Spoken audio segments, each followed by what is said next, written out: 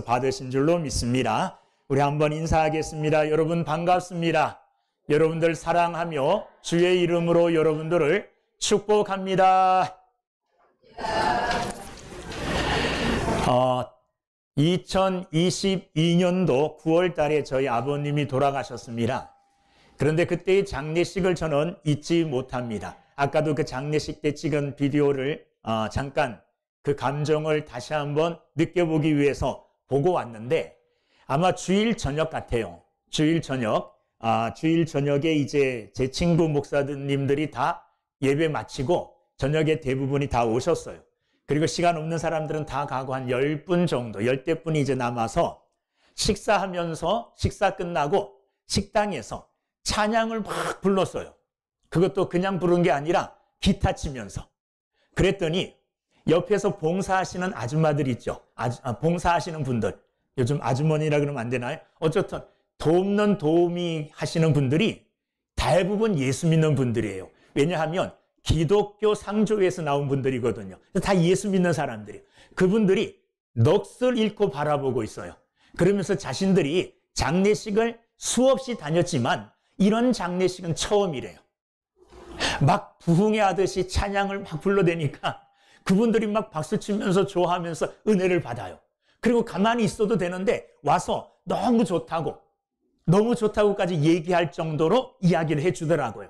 그리고 그 찬양 끝난 다음에 이제 그 영정이 있는 데 가서 이 10명 정도 되는 제 친구들이 일어나서 한 20분 정도 찬양을 하면서 기타 치면서 말씀을 전하고 이렇게 위로 예배 같은 이런 예배를 드렸어요.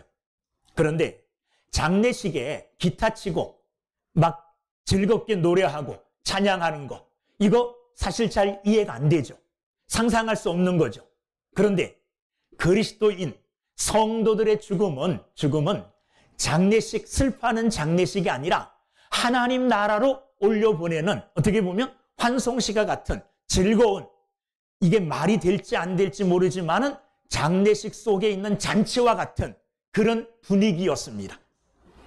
저는 지금도 그 일은 너무 자랑스럽게 생각해요.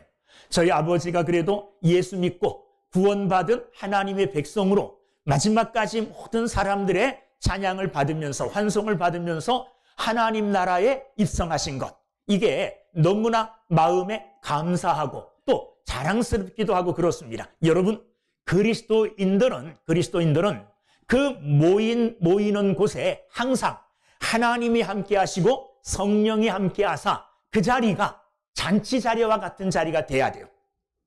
저는 오늘 말씀을 준비하면서 세길교회가 우리 교회가 오늘 예수님이 가신 갈릴리 가나에 있는 혼인잔치와 같은 잔치집과 같은 교회가 되기를 간절히 바라고 소원하는 마음으로 이 말씀을 준비했습니다.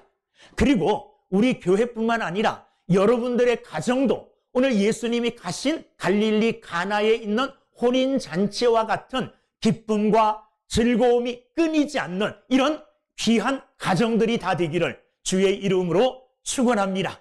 자, 오늘 이 일은 어디에서 일어났느냐? 2장 1절에 보면 사흘째 되던 날 갈릴리 가나에 혼례가 있어 사흘째 되던 날이래요.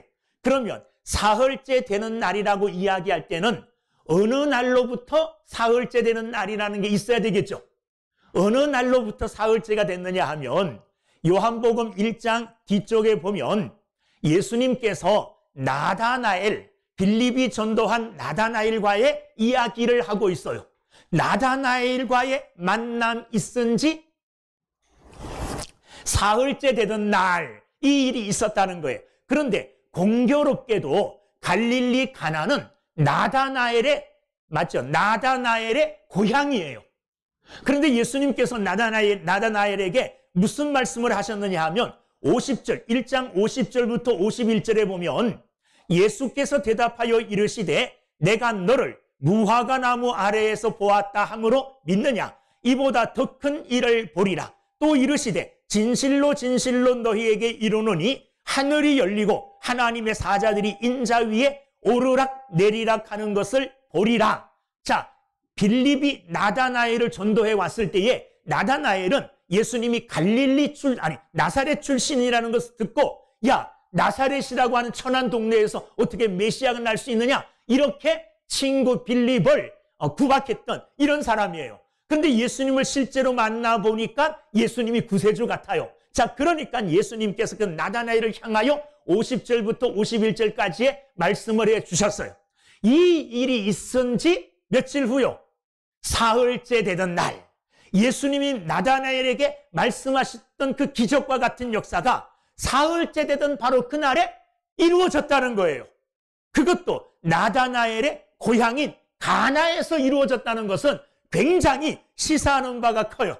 나다나엘에게 예수님이 약속하신 바가 말씀하신 지 사흘도 지나지 않아서 이 일이 이루어졌다는 거예요. 또한 예수님께서 갈릴리 가나 홀레 잔치집에 가셔서 기적을 행하셨거든요. 이 기적을 행하신 이 일은 예수님이 공생의 사역을 시작하시고 첫 번째 행한 표적이에요. 첫 번째 행한 기적이에요. 그러니까 첫 번째 행한 기적으로서의 또한 굉장히 큰 의미를 가져요.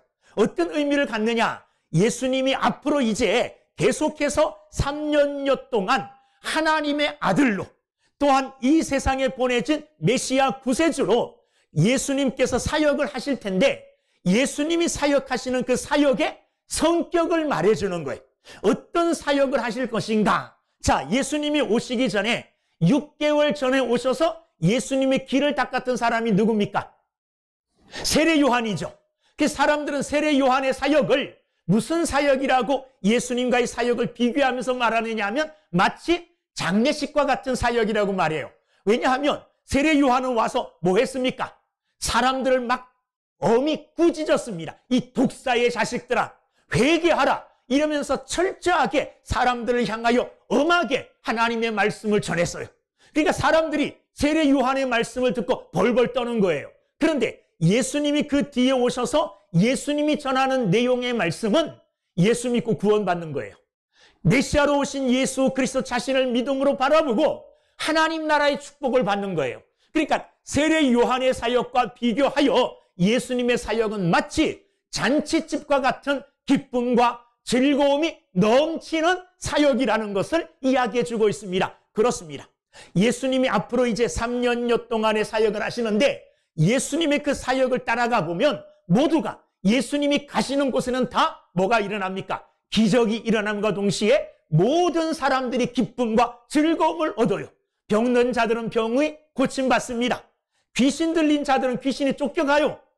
배고픈 자들에게는 하나님께서 예수님께서 넘치도록 먹이셔요.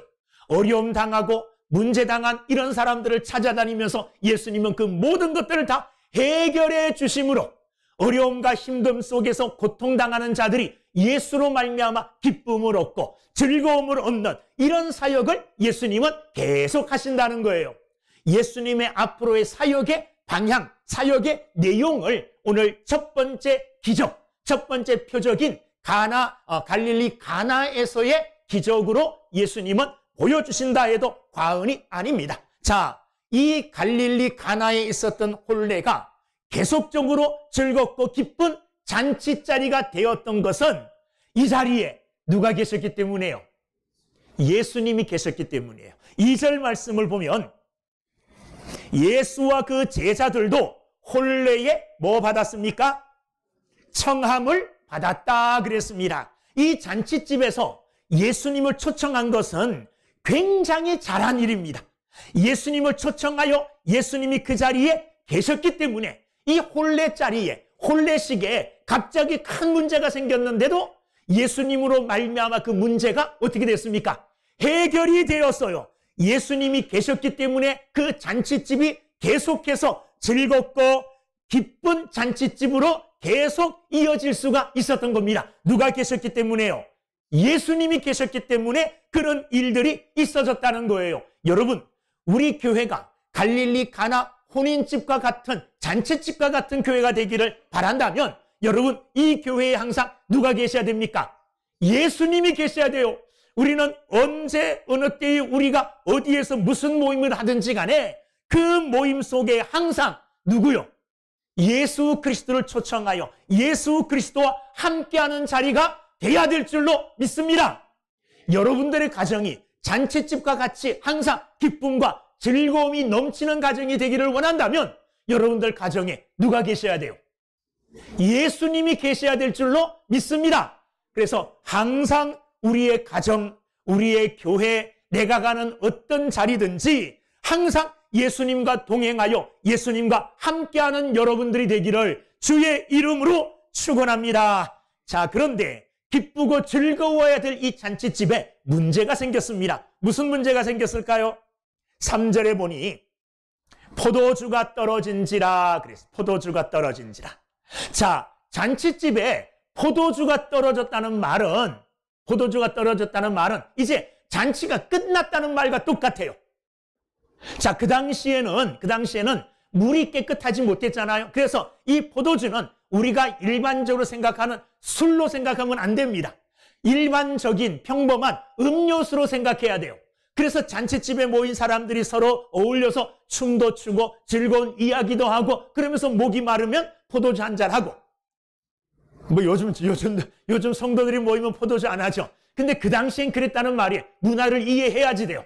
그러면서 즐겁게 그 잔치를 이어가야 되는데 그 잔치를 즐겁게 이어가게 하는 포도주가 어떻게 됐다는 거예요? 떨어졌다는 거예요. 이건 사실 잔치에 있어서 보통 문제가 아닙니다. 아주 중요한 문제가 터졌다는 겁니다. 자, 그러자 잔치집에 포도주가 떨어진 이 문제를 안 누가요?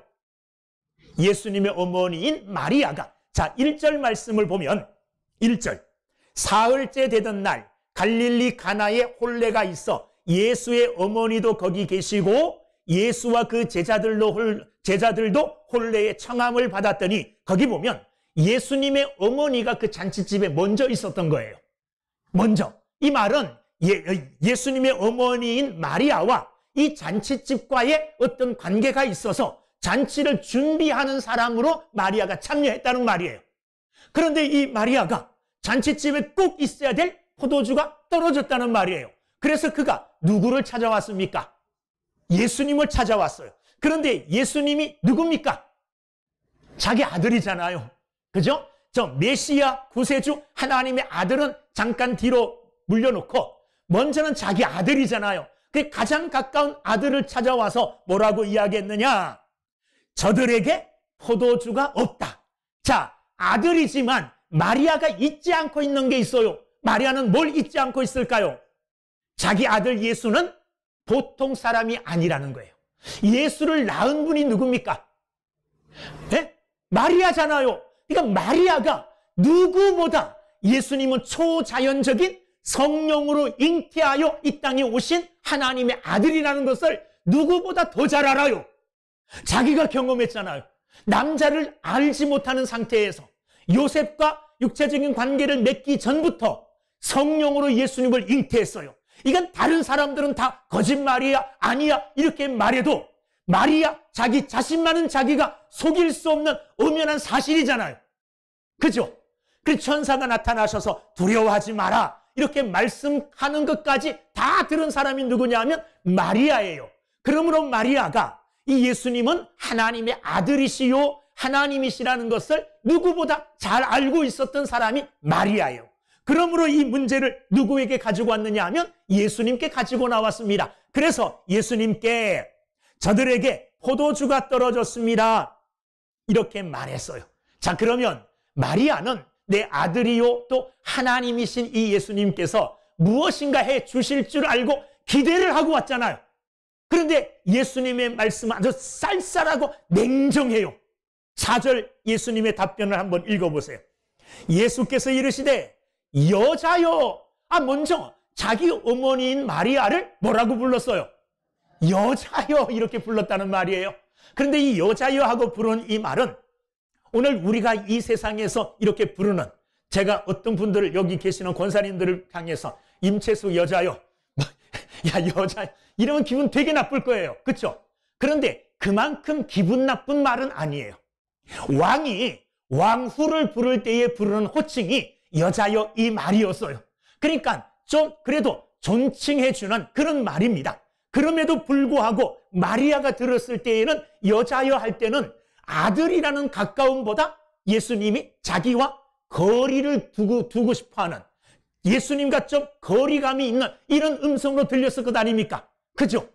자, 부르는 호칭도 여자였는데 그 뒤에 나오는 말은 더 쌀쌀해요. 나와 무슨 상관이 있나이까?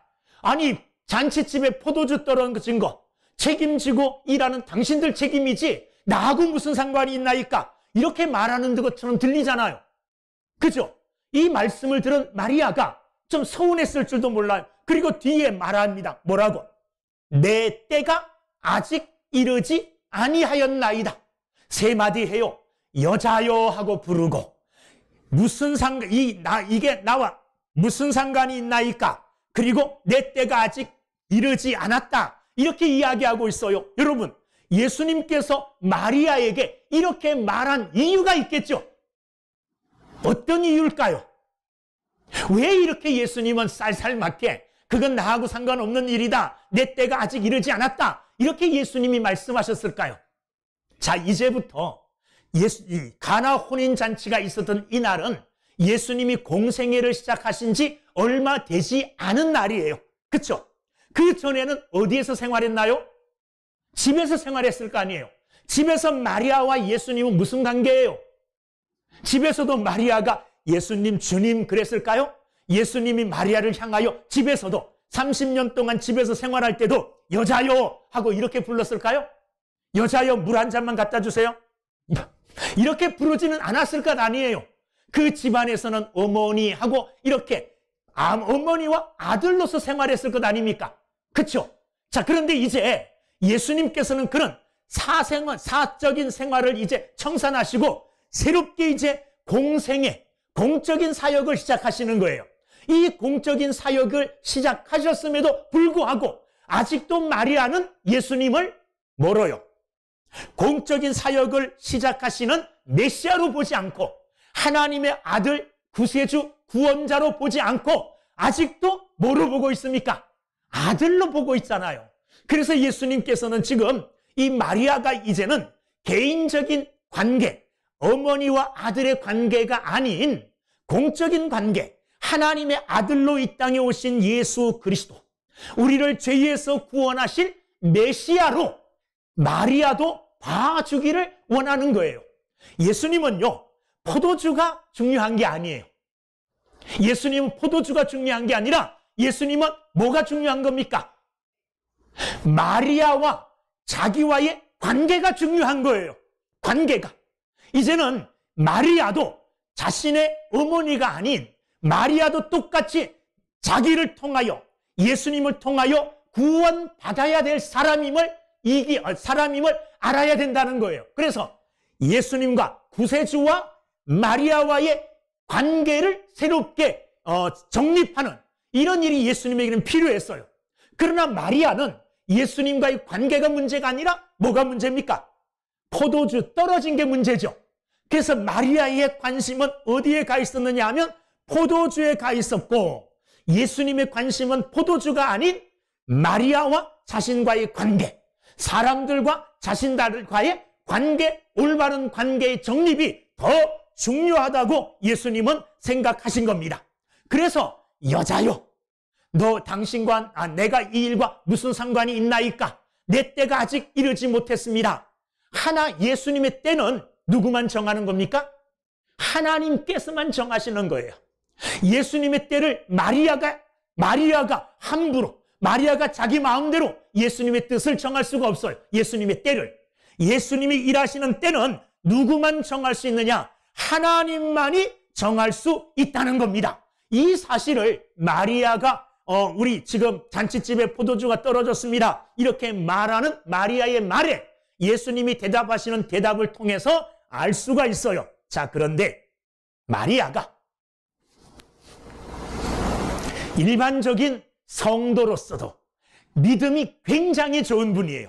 예수님의 이 말씀의 뜻을 딱 알아들었어요. 그래서 마리아가 예수님의 그 대답을 듣고 나와서 한 말이 뭐냐? 5절 말씀. 그의 어머니가 하인들에게 이르되 너희에게 무슨 말씀을 하시든지 그대로 하라.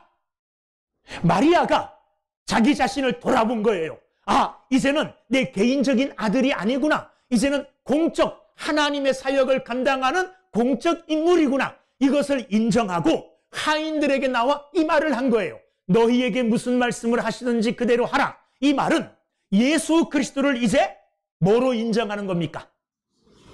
구세주로. 예수 그리스도를 하나님의 아들로 인정하는 거예요. 그래서 그분의 말씀에는 뭐가 있어요? 능력이 있어요. 그래서 그분의 입에서 무슨 말씀을 하시든지 간에 그대로 해라. 이렇게 나와서 하인들에게 말하는 겁니다. 여러분, 우리가 믿음의 말을 할 수 있는 것은 하나님과 나와의 관계, 예수님과 나와의 관계가 어떠한지를 바르게 아는 사람들만이 바른 믿음의 고백을 할 수가 있어요.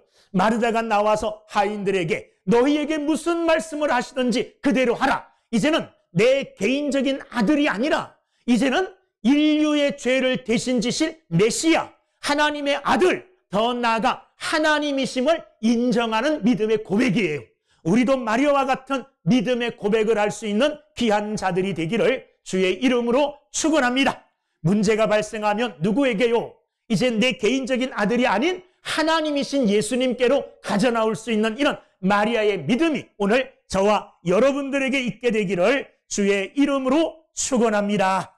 자, 이제 예수님에 관하여 마리아가 그런 말을 하고 예수님 앞에서 나왔잖아요. 예수님께서 둘러보시니 6절에 거기에 유대인의 정결 예식을 따라 두세 통 드는 돌 항아리 6이 놓였는지라. 그 집 앞에 큰 돌 항아리 6개가 있어요. 그런데 이 돌 항아리에 있는 물은 뭐 하는 데 쓰느냐? 손을 씻는 데 쓰는 거예요. 그 지역은 먼지가 많잖아요. 바람이 많이 불잖아요. 그래서 남의 집에 들어가기 전에, 잔치집에 들어가기 전에 꼭 손을 씻어야 돼요. 코로나 시대와 비슷하죠. 우리도 손을 씻고 소독하듯이 그 당시에도 그런 정결 예식이 있었다는 거예요. 그 정결 예식을 행하기 위하여 물 항아리가 6개나 놓여 있었어요. 잔치를 하는 그 집이 얼마나 규모가 큰지를 우리가 알 수 있어요. 자, 그러자 예수님께서 하인들에게 무슨 명령을 하셨느냐? 7절, 예수께서 그들에게 이르시되 항아리에 물을 채우라 하신즉 아귀까지 채우니. 하인들은 예수님이 무슨 말씀을 하시든지 순종하라는 마리아의 말을 들었잖아요. 들은 그대로 순종합니다. 항아리에 물을 채우라 그러니 물을 길어다가 그 항아리 6개에 가득가득 채웠습니다. 이건 누구나 할 수 있어요. 항아리에 물 채우라는 말, 물 채우라 그러는 거, 이 말 누구나 다 순종할 수 있죠. 다음이 문제예요. 그 다음 보세요. 8절. 이제는 떠서 연회장에게 갖다 주라. 연회장은 그 잔치를 다 계획하고 기획하고 주관하는 사람이에요. 그 잔치를 책임지는 사람이에요. 이 연회장에게 예수님께서 하인들에게, 바로 그 연회장에게 금방 자기들이 떠온 물, 그렇죠. 자기들이 그 물을 떠와서 그 물을 항아리에 채웠어요. 그런데 금방 들어본 그 물을 떠다가 연회장에게 갖다 주래요. 뭐인 것처럼 갖다 줍니까? 물 갖다 주듯이 갖다 주라는 말입니까? 아니잖아요. 아니, 연회장에게, 포도주가 필요한 그 잔치집에 잔치를 책임지고 있는 연회장에게 물을 뭐하러 갖다 줘요? 물 갖다 주라는 말이 아니에요. 포도주 갖다 주라는 말이에요. 그런데 하인들은 이게 포도주인 줄 모르잖아요. 자기들이 뭐 갖다 들어부었어요? 물 갖다 들어부었어요. 그런데 들어부은 그 물을 떠다가 포도주인 것처럼 연회장에게 갖다 주래요. 여러분 하실 수 있어요? 금방 여러분들이 물 떠왔어요. 여기 물통이 있는데 물 떠다가 물을 가득 채웠어요. 제가, 권사님, 이제 이 물 떠다가 포도주인 것처럼 성도들에게 나눠주세요. 하실 수 있는 분 계셔요? 그런 믿음, 포도주가 됐을까는 이런 믿음 쉬운 게 아닙니다. 굉장히 어렵고 하기 힘든 일이에요. 그런데 무슨 말씀이 있었습니까? 5절 말씀이요. 이 말씀을 들었어요. 누구에게? 그 잔치를 책임지고 준비하는 마리아에게 무슨 말을 들었느냐? 너희에게 무슨 말씀을 하시든지 그대로 하라. 이 말씀을 들었기 때문에 이 말씀대로 물을 떠와서 채웠는데도 불구하고 그것을 다시 떠다가 연회장에게 갖다 주라 해요. 그런데 그대로 했다는 거예요. 할렐루야! 이게 뭡니까? 이게 순전한 믿음입니다. 하나님의 말씀은 우리가 계산하고 우리가 따지고 이리저리 우리 생각으로 다 따져보고 괜찮구나, 맞다, 이렇게 해서 행하는 게 아니에요. 하나님의 말씀은 말씀 자체가 능력입니다. 하라 하면 하나님께서 책임지셔요. 하라 하면. 자, 보세요. 홍해가 앞에 딱 가로놓여 있어요. 홍해가. 하나님께서 모세한테 야, 너 손에 들고 있는 지팡이를 홍해를 향해서 내밀어. 마치 홍해가 갈라지듯이 그것을 상상하면서 모세가 지팡이를 팍 내밀었어요. 백성들이 다 보고 있어요. 그 용기 있어요? 그 믿음이거든요. 상식적으로는, 머리로는 지팡이 내민다고 해서 홍해가 갈라질까요? 어림없는 일이잖아요. 그런데 모세는, 그럼에도 불구하고 모세는 하나님이 하라 하시니 지팡이를 앞으로 내밀었어요. 하나님의 말씀에 순종했더니 기적이 일어난 것입니다. 할렐루야! 기적은, 표적은 어디에서 일어나느냐? 내 생각에서 나오는 게 아니에요. 내 의지에서 나오는 것도 아니에요. 내 경험에서 나오는 것도 아니에요. 하나님의 놀라운 기적은 하나님의 말씀에서 나오는 줄로 믿습니다. 말씀이 선포되어지고, 그리고 선포되어지는 그 말씀에 내가 순종할 때에 하나님의 능력은 나타나게 되는 줄로 믿습니다. 하인들이 그 말씀대로 순종했어요. 그래서 그래도 다행인 게 손님들에게 먼저 안 갖다 줬다는 게 다행이잖아요. 그죠? 먼저 누구에게 검사를 받아야 됩니까? 연회장에게 검사를 받아야 돼요. 그래서 연회장이 갖다 주십시오, 허락해야만이 손님들에게 내다 줄 수 있는 거예요. 그래서 하인들이 그것을 따다가 연회장에게 갖다 주었어요. 아마 뒤에서 그것을 갖다 주고도 아마 뒤에서 두근두근 거렸을 거예요. 야, 어떻게 될까? 이거 불벼락 떨어지는 거 아니야? 이런 걱정을 했을 줄도 몰라요. 그런데 그 구절 보세요. 제가 오늘 제목으로 삼은 말씀인데, 물로 된 포도주. 물이 포도주 될 수 있습니까? 될 수 없잖아요. 그런데 지금 오늘 이 갈릴리 가나에 있는 이 혼인잔치에서 포도주는 물로 된 포도주예요. 그런데 연회장이, 그 잔치를 책임지고 있는 이 연회장이 그 포도주를 맛보고 맛을 봤는데 이게 어디서 나왔는지는 몰라요. 그런데 맛은 느낄 수 있잖아요. 그래서 깜짝 놀란 겁니다. 왜 깜짝 놀랐느냐? 그 전에 먹던 포도주보다 훨씬 맛있어요. 이거는 일반적인 상식이 아니에요.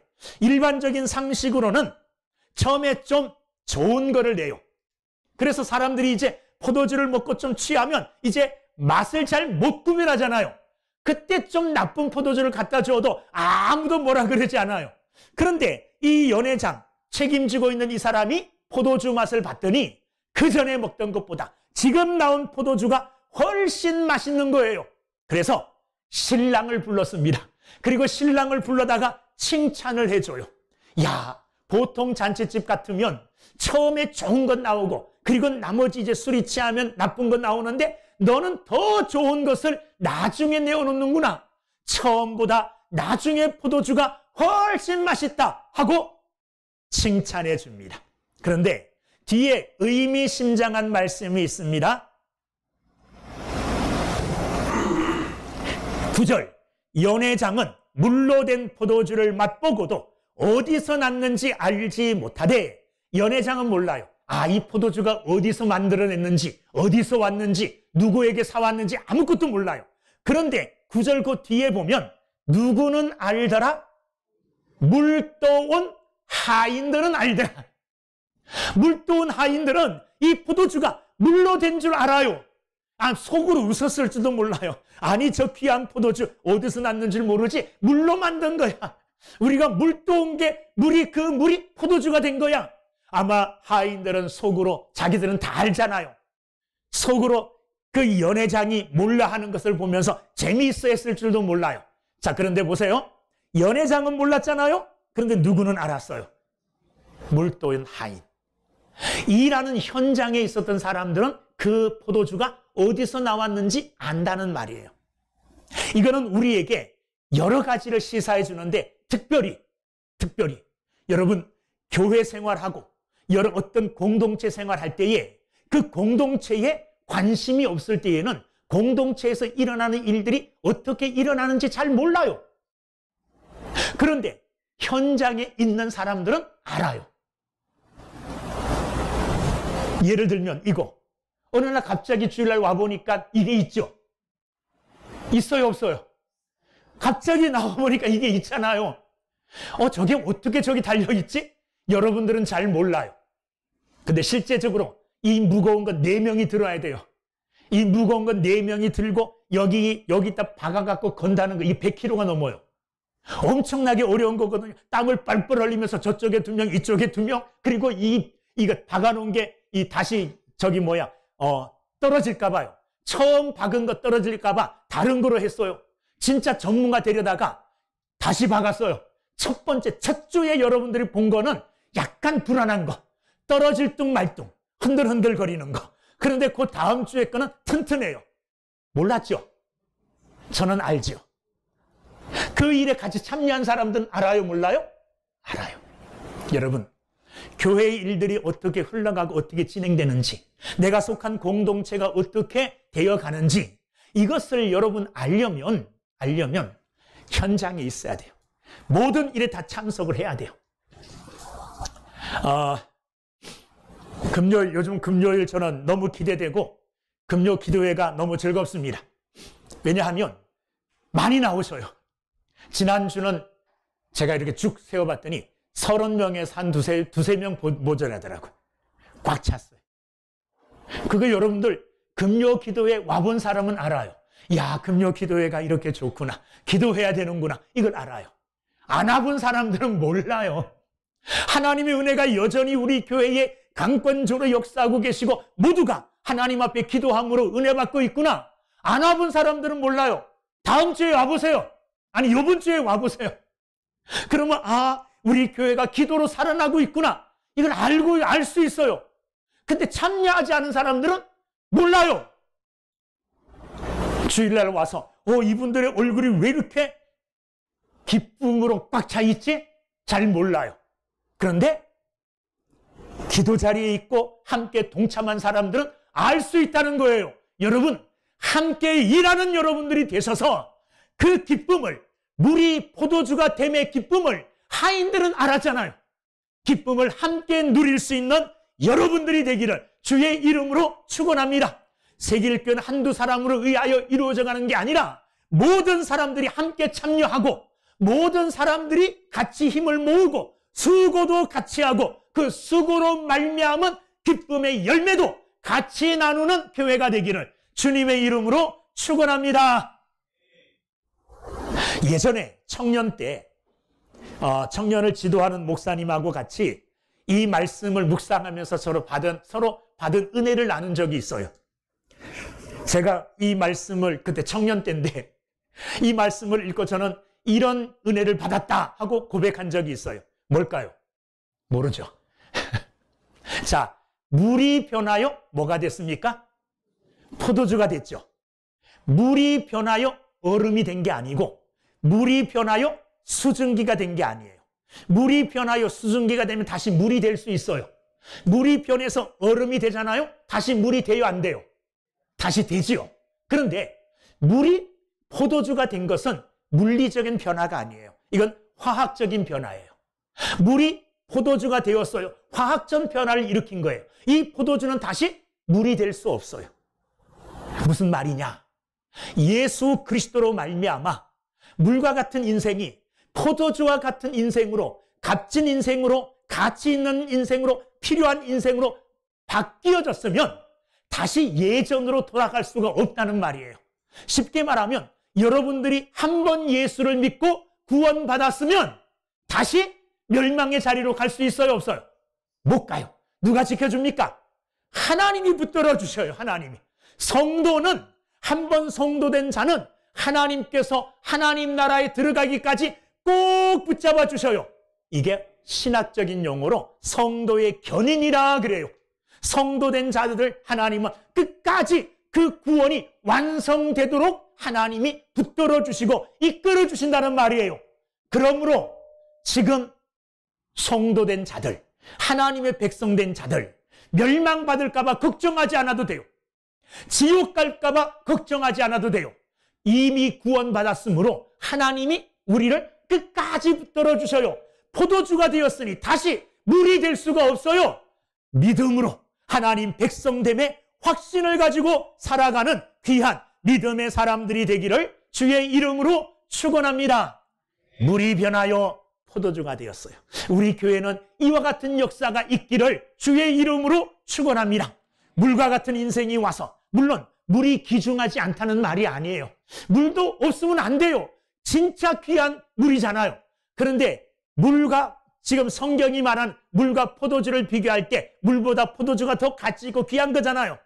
물과 같은 인생들이 와서 하나님의 나라, 하나님의 교회 안에서 포도주와 같은 가치 있는 인생으로 바뀌어져 가는, 변화되어져 가는 이런 교회가 되기를 주의 이름으로 축원합니다. 결과가 뭘까요? 이제 물로 포도주가 되어 물로 포도주를 만드셨고, 그리고 그 물로 된 포도주를 통하여 그 잔치집은 계속해서 기쁘고 즐거운 잔치집이 될 수가 있었어요. 11절 말씀. 자, 우리 한번 읽어보겠습니다. 11절 시작. 예수께서 그의 영광을 나타내십니다. 제자들이 그를 믿으니라. 할렐루야. 두 가지 일이, 이 사건으로 말미암아 두 가지 결과가 이루어졌어요. 첫 번째는 11절 그의 영광을 나타내심에 예수님께서 예수님의 영광을 물로 포도주를 만듦으로 나타내셨다는 말이에요. 예수님의 영광이 어떻게 나타나시느냐? 예수님의 속성, 예수님이 어떠한 분인가가 드러날 때에 예수님의 영광이 나타나요. 제 영광, 제 명예, 제 자랑스러움은 어디에서 나타날까요? 여러분, 저는 강단 내려가면 아주 초라한 사람이에요. 아무것도 아닌 사람이에요. 근데 하나님이 은혜로 강단에 세워주셨어요. 은혜로 하나님의 말씀을 전할 수 있는 직분을 주셨어요. 어떤 사람은 제가 강단에 있을 때가 제일 멋있대요. 여러분들은 인정 안 하시죠? 근데 인정하는 사람이 있어요. 적어도 여기서 두 사람은 인정해요. 다른 사람 다 아니라 그래도 두 사람은 인정한다고요. 그러니까 여기서 제가 하나님의 말씀 전하는, 제가 맡은 이 직분을 잘 감당할 때 제 영광이 나타나는 거예요. 예수님의 영광은 어떨 때 나타나나요? 언제 나타나나요? 예수님 되심이 확연하게 드러났을 때 영광이 나타나요. 물로 포도주 만드는 것 사람이 할 수 있어요, 없어요? 없어요. 이건 하나님만이 하실 수 있는 거예요. 하나님의 능력이 물로 포도주를 만드는 이 사건을 통하여, 예수님을 통하여 나타난 거예요. 그러니 이 사건을 통해서 예수님이 영광을 받으시게 되는 거죠. 두 번째는 예수님이 하신 이 일로 말미암아 11절 끝에 제자들이 그를 뭐해요? 믿으니라.